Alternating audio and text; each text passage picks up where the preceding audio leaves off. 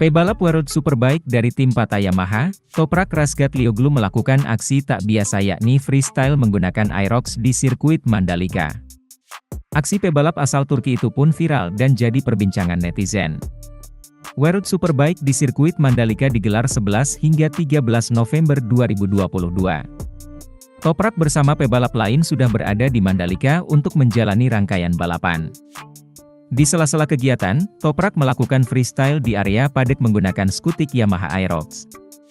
Awalnya ia menggeber-geber motor dari pit box hingga beraksi di belakang padek sirkuit Pertamina Mandalika.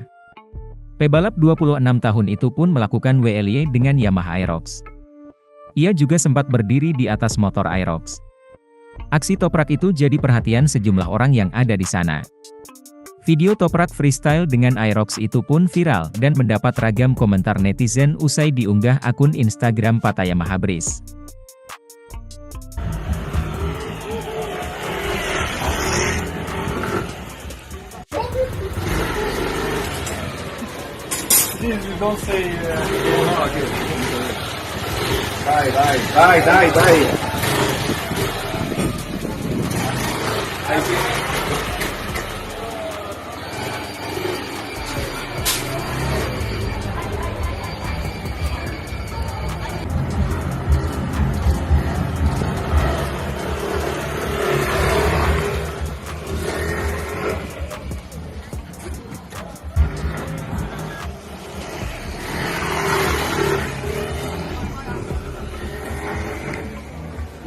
Terima kasih sudah nonton.